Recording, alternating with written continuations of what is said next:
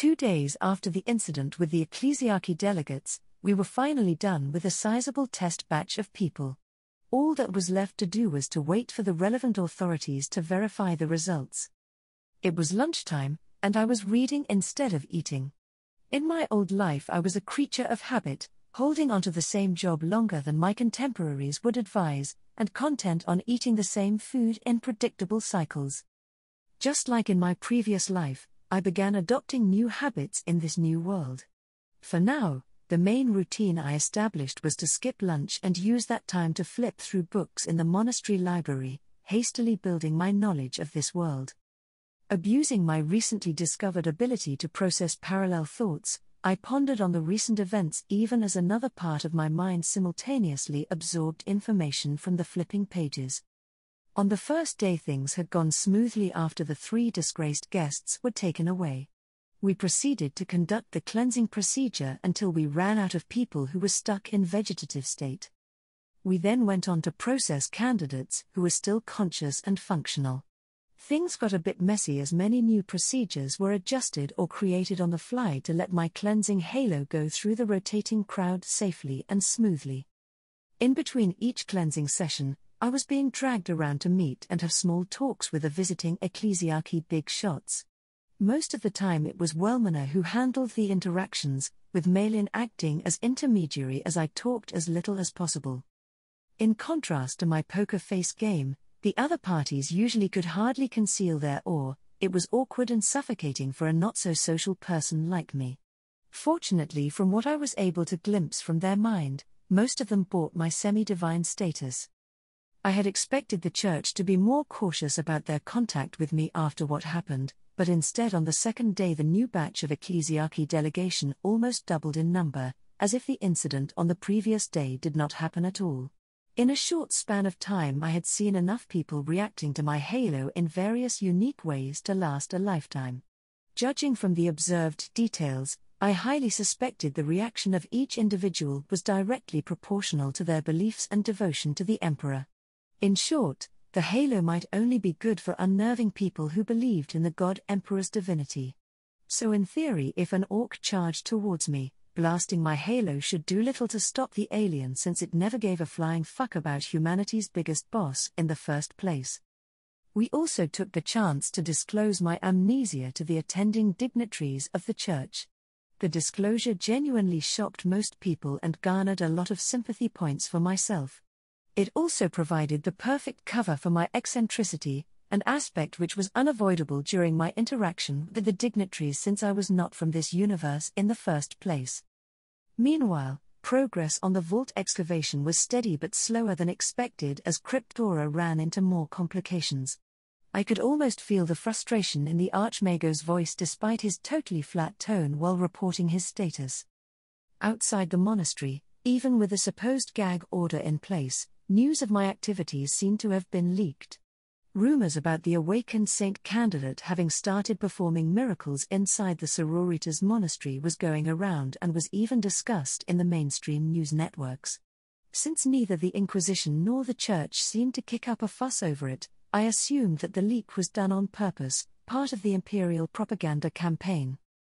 In other news, Canonis Diadina and her strike force were finally scheduled to return later today after an extended period of heretic hunting. Silently, I hoped that the return of many battle sisters could disperse the ever-increasing amount of pilgrims gathering at the monastery gate. That was how the 2 days went by in a blur with zero progress in my martial training goal. As for now, back in the library, Solace had temporarily joined the cherubs on their eternal air patrol while I continued my quest on devouring knowledge. Exploiting my transhuman ability, I was going through the books with astonishing speed, reading one after another like clockwork. Every time I was almost done with my current book, I would mentally order a random cherub to fetch the next predetermined tome as a replacement to continue the flow. People were watching. To the curious onlookers, I must have looked the part of a supernatural scholar, flipping through one book after another while the cherubs kept bringing over new copies and placing back the finished ones. In truth, I was playing catch-up, gathering information as fast as possible, hastily building my knowledge reservoir of this world and beyond to face the many challenges ahead. I was enjoying the serenity of the moment when sounds of a rumbling stomach shattered my peace. I peeled my eyes from the pages and looked to the source of hunger, Wellmanna, who was sitting across from me, her face a deep shade of red. She had been shadowing me for the past days, even foregoing her own lunch just to stay by my side, but she was clearly reaching her limit. "You should go eat," I suggested. "But there is no point in torturing yourself. Besides," I whispered, "you know that I am different." Wellmanna did not refute my point, yet she stubbornly refused to move and was beginning to look every bit like a child in a not eating her vegetables rebellion. I almost heaved a sigh at her silliness when the faint echoes of a pair of heavy boots marching across the marble floor tugged at my mind. My attention shifted, superhuman-level senses automatically filtering out all the miscellaneous sounds to focus on the incoming footsteps. They were familiar to me, stern and purposeful, repeated at almost precise intervals. Even by the rhythm alone I knew who was coming. "Wellmanna," I said with a neutral tone, "Inquisitor Thorn will be here soon, go have your lunch." The sister scholar flinched before she bolted upright from her chair and started to turn around, just in time to catch the sight of Thabrus entering from the far end of the library. Flanked by Herlindia and Neandra, the Inquisitor with his signature trench coat continued his stride without slowing, making a beeline towards my position. "Go, or he might invoke insufficient clearance to get you going anyway," I pushed. For a moment Wellmanna wanted to say something, but eventually she gave me a deep bow before leaving. Right on cue, as soon as the sister turned a corner, the Inquisitor arrived with Herlindia. No sign of Neandra, she had slipped into the shadow somewhere. "SYRINE." "Inquisitor. Sorry to interrupt your reading session, you are looking mighty casual today." The usually stern Thabrus dropped an unusual comment before walking over and sat down on the chair Wellmanna had vacated a moment earlier. Casual? For a split second I wondered whether he was referring to my attire or activity. I was in my default white robe again since there were no more church people to impress today. The look had been growing on me. I appreciated its simple yet timeless appeal, plus it suited my laziness of not needing to think about what to wear every day. If this was back in the 21st century, casual wear probably implied a tank top and hot pants. Wait. I could never live with that. It was a line my inner guy soul simply would not cross. Hold on, what am I doing? An Inquisitor is waiting for me. Not wanting to keep Thabrus waiting any longer, I quickly flipped through the last few pages of my book before passing it to a waiting cherub nearby. The cyborg baby received the book respectfully before bowing and took off, carrying the hefty tome with an exaggerated struggle towards its designated shelf space. Thabrus watched the cherub go before reaching into his trench coat and took out a scroll. Without a word he passed it to me. I used to think the omnipresence and usage of medieval-looking scrolls were a ridiculous notion in a futuristic galactic empire. Not anymore. Unlike data slates, these things required no batteries, were totally unhackable and more often than not, made of durable materials that would survive most rough handling. I received the space-age parchment while examining Thabrus' expression for any clues of his unusual action. As always, beside the slight hint of amusement at how serious I must have looked, he was mostly inscrutable and his mind remained an impenetrable fortress. I gingerly opened the scroll and quickly saw that it was a report. A very serious report. The document was prefaced by an inquisitorial logo with all its disclaimers, starting with huge letters stating "for your eyes only." I glimpsed through its contents and was updated on some of the events that were going behind the scenes. Firstly, preliminary results of my Halo cleansing were excellent, with all the candidates passing their purity inspection tests. While detecting minute warp taint was not an exact science mastered by the Imperium, it was reported for the first time in a long while not one test candidate woke up screaming during their sleep after receiving my cleansing light. Some good news. Technically that would push my public miracles count to 3 and fully qualify me for the title of Living Saint. Next, fresh off the press on a very recent report, about an hour ago, a huge church congress attended by the many important religious figures from around the globe was concluded. quite possibly why Malin was not around today. Sources indicated a sizable number of church representatives wanted to immediately formalize my sainthood in their eagerness to boost the church's local reputation. But that notion was opposed by the major faction belonging to the cardinal, citing that such an important declaration should only be made by the cardinal himself. After fierce debates were held and some punches were thrown, in the end the motion was successfully delayed, and they would wait for the cardinal's return. Besides, the main bulk of the 20,000 troopers were still waiting for the cleansing procedure. Following that, the Inquisition had concluded their initial investigations of the 3 suspicious individuals from 2 days ago. Apparently the 3 of them were known proxies of the cardinal and had been providing specialized whitewashing services to cover the church's shady activities for many years. As for their reactions that day, I suspected it was due to them being affected more than the rest by my misfired power due to, hopefully, a sense of guilt. The Inquisition was now moving on to interrogating the 3 individuals to dig up more dirt on the local church. The next point in the report stated that the cardinal had been sending many astropathic messages to his subordinates while en route to Nusquam. These contain encrypted instructions. Since the only available official astropath on the planet was still under the direct access of the Inquisition, they helped themselves with the suspicious messages and had since cracked the hidden code. It seemed like in anticipation of formalizing my status as living saint, the cardinal had ordered his underlings to kickstart and promote multiple cults in my name. Faberus people had theorized that the fellow might have planned to use these cults to gather more political power for himself. My guess was that he would be claiming my emergence as a sign of more incoming apocalyptic events and that the only hope for salvation was to obey the church, aka himself, or face the typical damnation and eternal suffering, blah blah. I would not be surprised if his end game was to convert Nusquam into a shrine world that rivaled, if not outright surpassed, Sanctitas Primus as the primary religious hub of the subsector with him as its first pope. This shrewd fellow is already counting on cashing me in. The final point, and to me the most surprising part, of the report stated that the people at the subsector's capital world had managed the titanic feat of rerouting most of the warp traveling in the region. Using the psychic beacon I lit up as a fixed reference point in warp space, they had mobilized an untold amount of resources and successfully created a workable system for the Imperial starships in the region to navigate the local warp space. Most of the starships that were heading towards Nusquam had since been redirected to their original destinations or other more developed Imperial worlds nearby. Being a relatively backwater world, Nusquam had neither the infrastructure nor the capacity to handle the influx of starships, so it was for the best. A few starships did end up here, and the Nusquamese, with the help of the Inquisition, had been trying to recruit off-world astropaths. While this was done to remedy our desperate lack of such specialists, whether such recruitment process was done voluntarily or otherwise I had no idea. On the appendix, it was mentioned that talks were underway to mobilize resources from nearby Forge worlds to urgently upgrade Nusquam's dingy starport and related facilities. Done with the scroll, I took my eyes off it and asked the Inquisitor, "Your reason for showing me this?"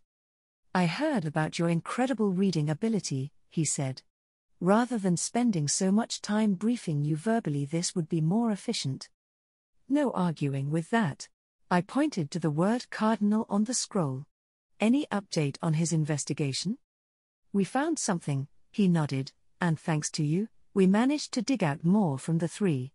However, they were mostly typical cases of corruption, embezzlement, exploitation of the faithful, manipulation of religious texts, cults creation, plus many rumors of deplorable vices.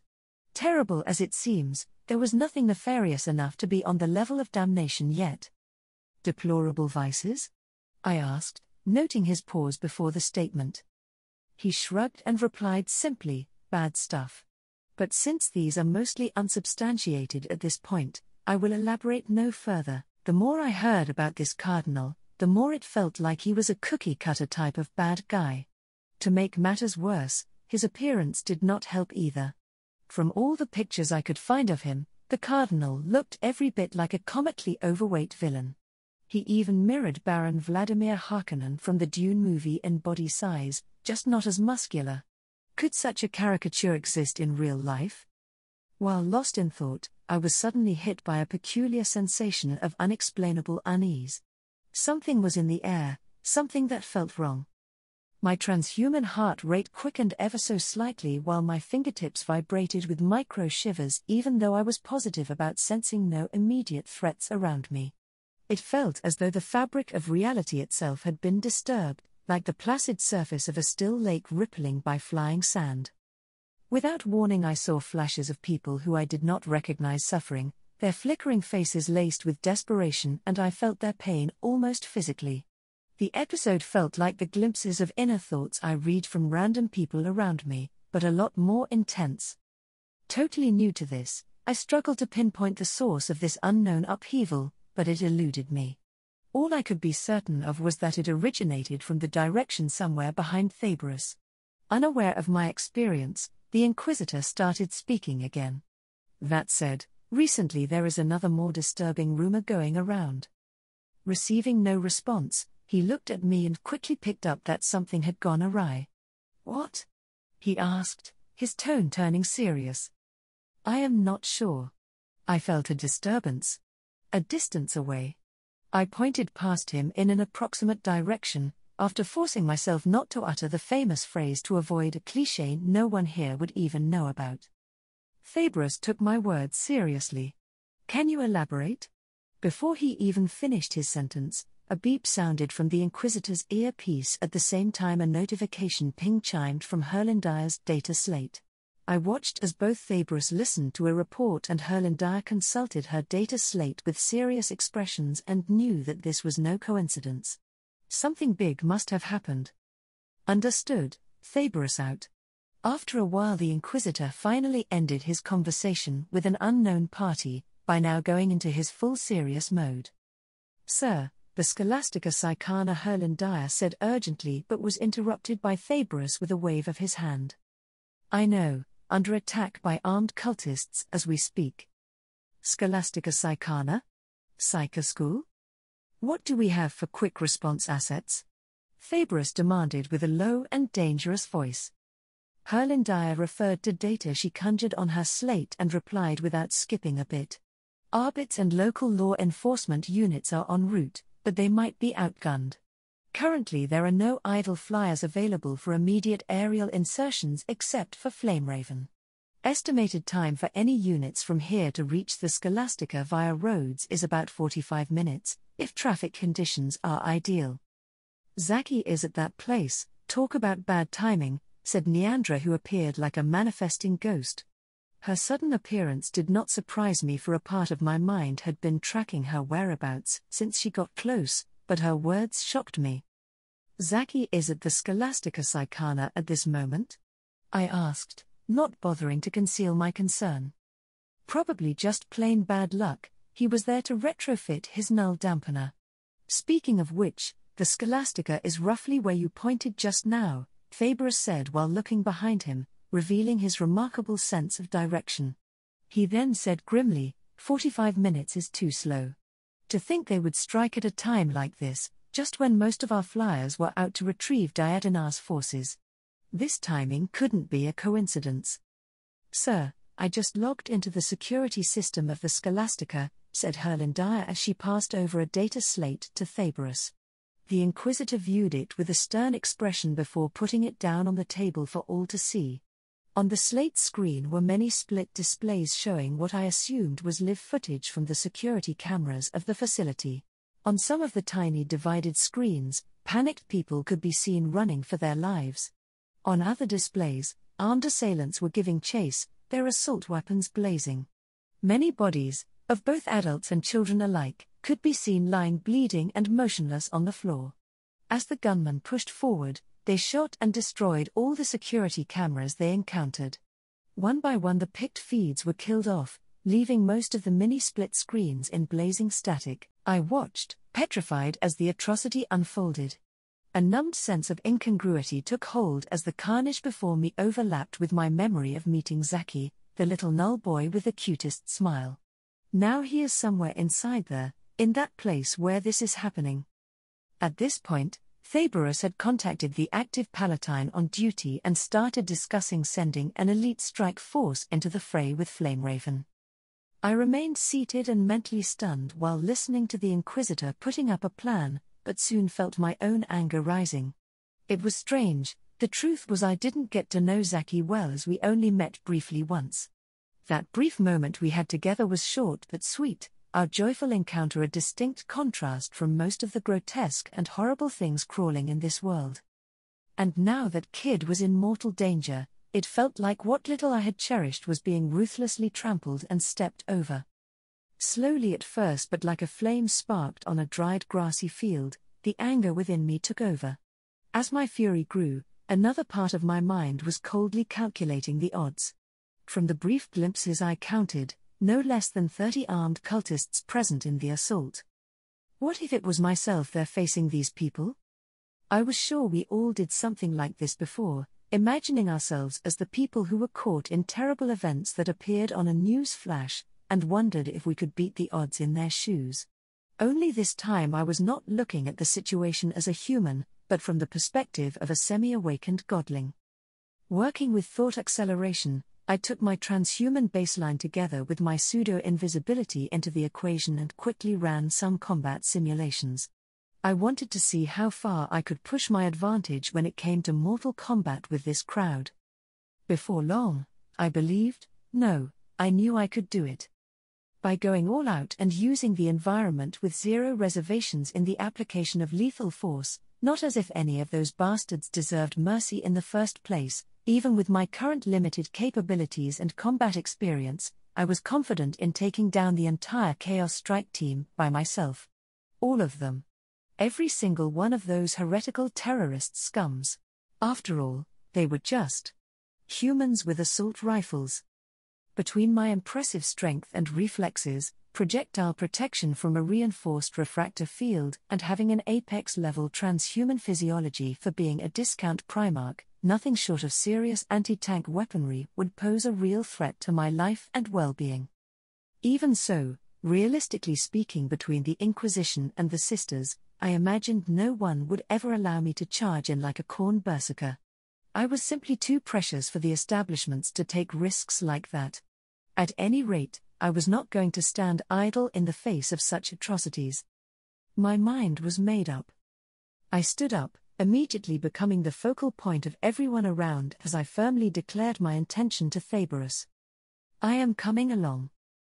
The Inquisitor was about to rebuke me until he saw the look in my eyes. He quickly wrapped up his conversation with another party on his comm bead and turned to me. Palatine Alysia is gathering 20 battle sisters as we speak. The strike force is leaving in 5 minutes. You have 2 minutes to convince me why I should let you tag along. Not for the first time I stepped into the inquisitorial gunship Flameraven, but I had never used its side door before. Upon entering the familiar gunship with Thaberus, Neandra closed the door behind us as I was instantly connected to the gunship's machine spirit. ++ authority level administrator connected. ++ Flameraven, you doing well? I asked reflexively. ++ fully operational and ready to serve, authority. ++. On my right I was greeted by the sight of Alysia standing in her full plate, her face visible thanks to the helmet's visor being pulled up. Our eyes met and she looked surprised, which was confirmed a split second later from what I glimpsed from the Palatine and her sisters' minds. Lady SYRINE is joining the mission? Throne be praised, she is with us on this. The Holy Daughter is here. Behind Alysia were 2 full rows of seated battle sisters, their dull silver armor glinting in the darkened gunship's interior. There was that familiar low humming sound from all the active power backpacks, singing in unison with the low howling of the gunship's engine. Sororitas, salute.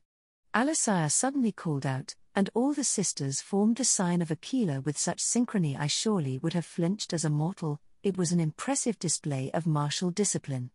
Thaberus merely nodded and started to speak. Sisters. The heretics are assaulting an imperial installation in broad daylight as we speak. This open challenge will not go unanswered.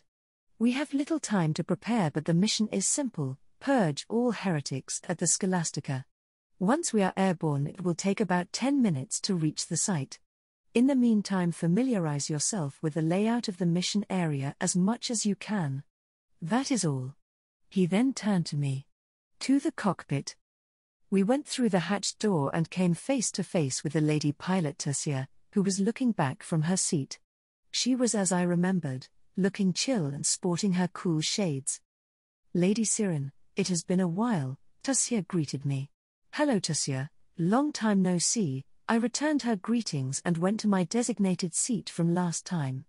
As I was properly strapping myself in, Tercia's thought came through, "Gosh, she still behaves like a model citizen, I better thank her for saving my life with my chance now." Saving her life? When was? I was startled for a heartbeat before remembering the trick I pulled to avoid Flame Raven being crushed by a giant boulder thrown by that huge demon in that fateful fight. Why are such details always escaping my mind? "Let's go." Fabrus dropped his order before Tercia could say her thanks. The pilot nodded and took her attention off me, then Flame Raven lifted before roaring into the purple sky with its mighty engines. Despite having done this multiple times already, the geek inside me was still awed by its sheer awesomeness. Once the gunship leveled again, Fabrus turned and passed something small to me. "This is made for you, a microbead with built-in inquisitorial level access. You know how to use it?" he asked.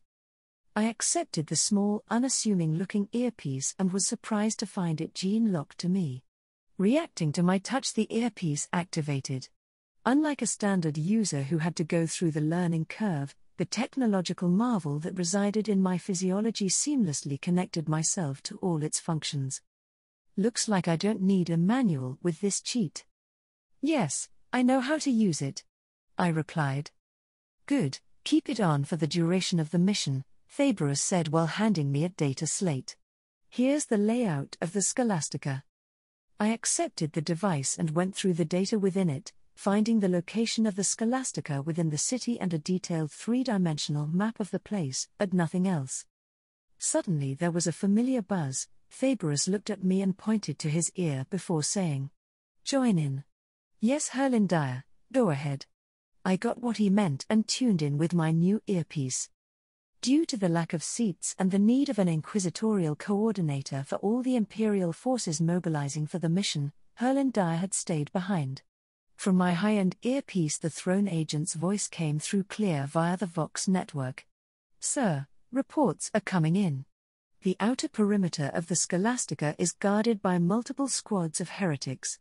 The whole attack force is possibly in company strength, and they have heavy weapons. They even have a few heavy weapon teams positioned on top of the building overlooking the whole place. Any idea if they are proficient with those heavy weapons?" Fabrus asked. "Hold on. We just lost an Arbit's Rhino carrier at the gate to rocket launchers. Yes, it appears they are proficient," Herlindire replied. "Darn. We might be heading for a hot drop." Fabrus cursed. The professional cultists are at it again by being one step ahead. Now it is up to who shoots first unless. I suddenly had an idea. Closing my eyes, I forced myself into a trance. While initially I was not sure if this could be pulled off under duress, a moment later my consciousness successfully slipped out from my body. Unbounded by any physical barrier, my projection dashed towards the Scholastica with astonishing speed, way faster than the gunship. Below me the cityscape zoomed past in a blur, and I soon reached the huge building that was our destination. Like every serious Imperial installation, the Scholastica looked like a small fortress with a perimeter wall surrounding its main building. At the main entrance was a burning vehicle, while a fierce shootout was happening between the cultists guarding the facility and Imperials who were trying to get in, matching what Herlindire had reported. I approached the flat roof of the imposing building and saw teams of armed men with various heavy weapons, raining down hell onto the Imperials below. After locking in their locations, I recalled my consciousness and instantly found myself back in my chair. I released a long breath before saying out loud, "I saw them and their positions, 4 weapon teams on the roof. If we can drop from height and approach without them knowing, I should be able to take them out with our heavy bolter sponsons before they notice. Faberus, Neandra and Tassier all turned and looked at me, but no one commented. It was Tassier who broke the silence a moment later.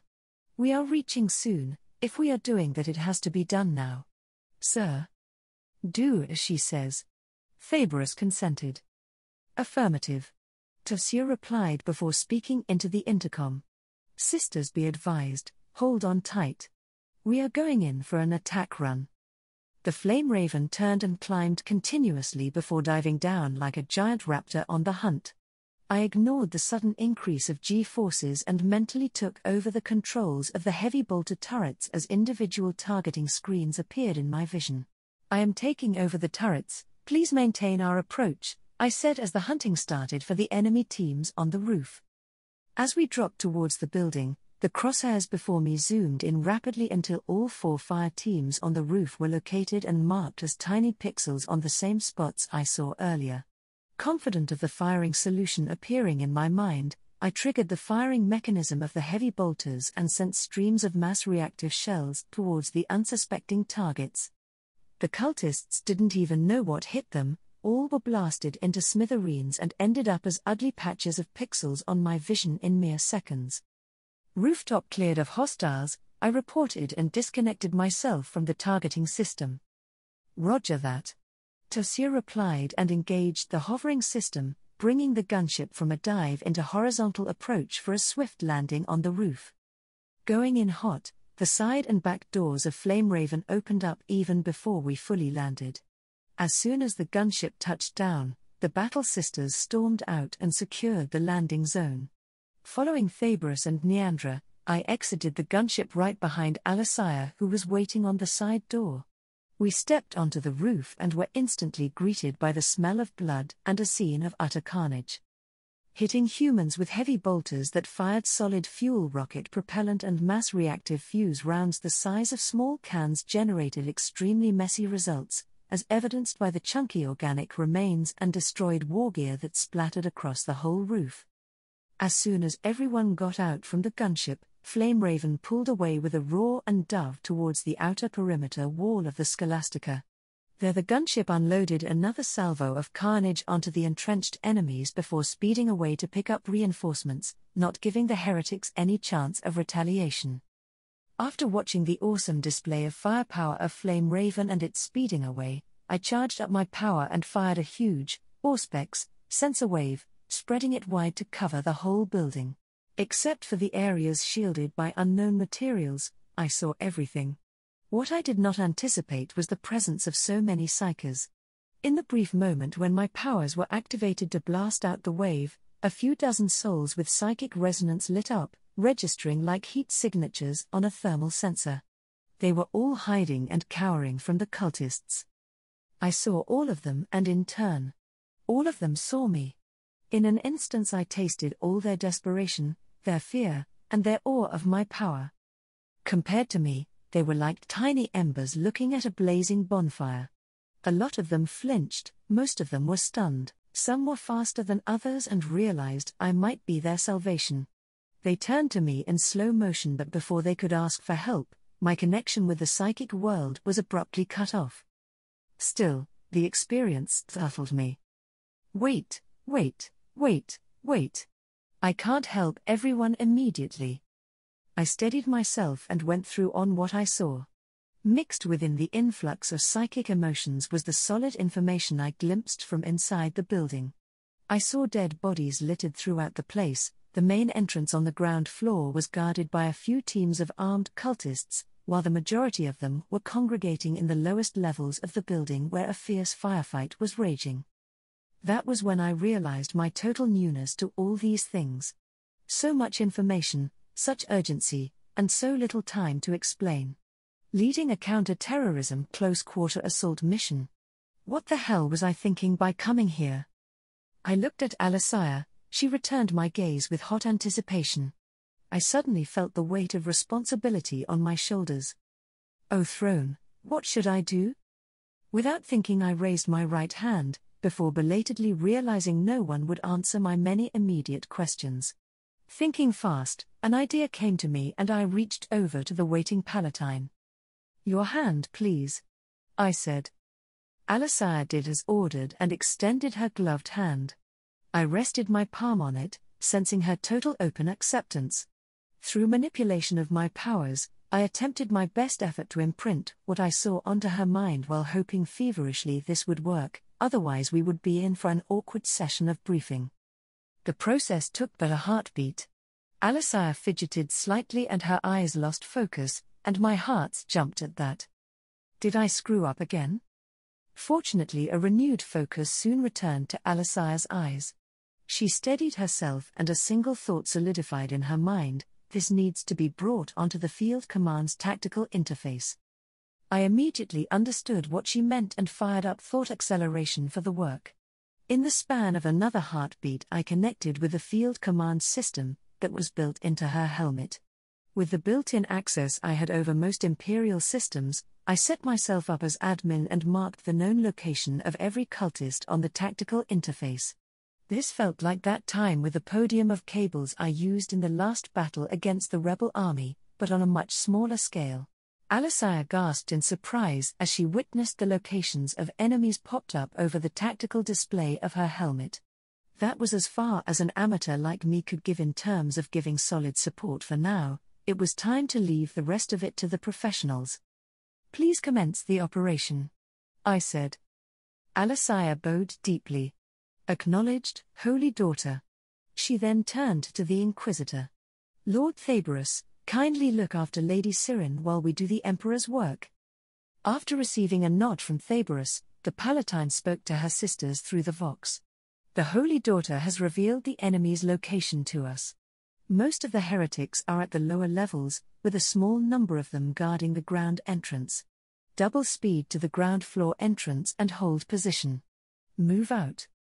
Amidst the acknowledgements, the battle sisters moved as one, their armored boots echoing sharply as they charged full speed down the stairs with all their gear, having total faith on what was revealed. Quick and precise to the point. Watch and learn, watch and learn. I mumbled to myself upon seeing the example set by Alysia and hurried after the sisters.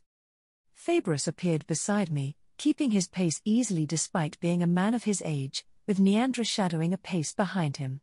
While running, the Inquisitor took a look at his data slate, which was updated with the position of the enemies since it was connected to the Field Command system. "What did you do just now?" he asked. Quick and precise to the point. I scouted the area with my ability and mentally transferred what I saw to the tactical system. "Now that's convenient. So the heretics are concentrated on the lower levels?" Thaberus asked. "That is what I saw. Why?" I replied while we chased after the mass of armored women running in front. "There is a plasma power generator beneath the building for self-usage in case of power cuts," Thaberus remarked grimly. "Then we better hurry up," I answered, the unspoken implication of it added to the urgency of the situation. We soon reached the end of the staircase on the ground floor where the sisters were holding their position. Mirroring the information I glimpsed, no one was around here except for a few fallen victims nearby. "It is as you predicted," Thaberus remarked with a hint of being impressed before dropping a crucial question. "While highly unlikely, do you sense any powerful individual nearby?" I was startled for a moment before realizing the Inquisitor was referring to the arch-heretic, the supposed cult leader who most probably was a potent warcraft user. I quickly checked my memory and concluded there was no presence of that sort in my brief glimpse of the psychic world. "Nothing. I will keep an eye for it," I said. "Please do. So, how do we proceed from here?" Thaberus replied. "Hey, you are the pro here." I almost snapped at him before noticing the subtle look on his face. The bugger is testing me. Well, all Primarchs were known to be natural-born generals, so maybe he was expecting the same from me despite being a discounted version? Still, he has a point, as the sisters would naturally look to me for leadership. Between an Inquisitor and a semi-sanctioned living saint, it was kind of obvious who bore the greater command authority for the sororitas. Luckily for me, With thought acceleration, I had a lot of time to slow down and take stock of the situation, essentially turning a real-time strategy game into a turn-based command phase. I checked the sisters in the strike force closely and for the first time had a proper look at them. With my connection to the tactical interface, I became aware that virtual name tags could be summoned at will to display each sister's name over their heads like a typical first-person shooter game. There were the 2 Dominion squads of 5 women, each led by sister superiors SYRINE and Mariah, all armed with their massive storm bolters that was the standard armament for Space Marine Terminators. I remembered this as a typical power gaming setup in one of the many editions of the table game, so to see it in person was a bit both nostalgic and horrifying at the same time. No human will fancy being on the receiving end of their barrage. Then there was a 4-women squad of elite Celestians led by Sister Superior Lethica, acting as a command squad for Alisaya. These ladies were armed with all types of lethal weapons, sporting a few combi weapons and a heavy bolter carried by a bulky-looking Sister Lysandra. Let the big girl carry the big gun. Lastly, a 5-women squad of standard battle sisters led by Sister Virion, with one of them carrying the other heavy bolter. After having a good look at our people and the current tactical situation, my gamer sense kicked in. The enemies outnumber us, but they are split up between the lower levels and outer perimeter, while we have the advantage of surprise and firepower. We should move forward to stop whatever they are up to while leaving a squad to cover our back, in case the other half of the enemies on the outside fall back and get us pincered. I offered. Both Alisaya and Thabros nodded, giving my gamer instinct a passing grade. Squad Virion, hold this choke point while we move forward. Fall back to us if you are overwhelmed. Alisaya ordered, putting her least lethal squad on covering duty. Suddenly Herlindire's voice cut in from my earpiece, this time she sounded choppy from a weak connection. Sir, Sororitas convoy reports ETA in roughly 20 minutes. Roger that. We are about to make contact and should soon lose connection with you. Thabros out. The Inquisitor said. Why the sudden loss of connection? I asked. Thabros looked at me with amusement before saying, Combead's range is only good for about 10 kilometers. We had been boosted by flame ravens on board systems that allowed direct communication with Herlindire back at the monastery. With the gunship getting further away and interference from inside this building, she won't even be able to reach us just now if not for our cutting-edge gear. Oh, my noobness is showing again. Thabros then looked to Neandra and dropped his own directive. Locate and eliminate the commanders of the outer group, then AR reinforcements in. The assassin nodded and dashed away like a ghost, producing little to no sound as she disappeared down the corridor. Wordlessly, Thabros took out an ornamental-looking bolt pistol from one of his holsters. I noted the huge inquisitorial emblem on the side of what must be a master-crafted weapon. He then squatted down to pull up another small arm from one of his boots and passed its handle to me. I recognized the weapon to be a shredder auto pistol. Tempted as I was to pick up and use the cool-looking gun, there was the problem that I had never used a firearm before in my life. I currently have no idea of how to use a gun, I reported truthfully. Thabros had a for-real look on his face for a fraction of a second before seemingly coming to the conclusion that a single auto pistol would not make much difference in terms of our current firepower. The Inquisitor nodded, put back the weapon and stood up. Turning off the safety of his bolt pistol, he exuded the air of a man who was about to do a routine which he had done thousands of times before and asked casually, "Ready?" It was finally time to fight the cultists head-on.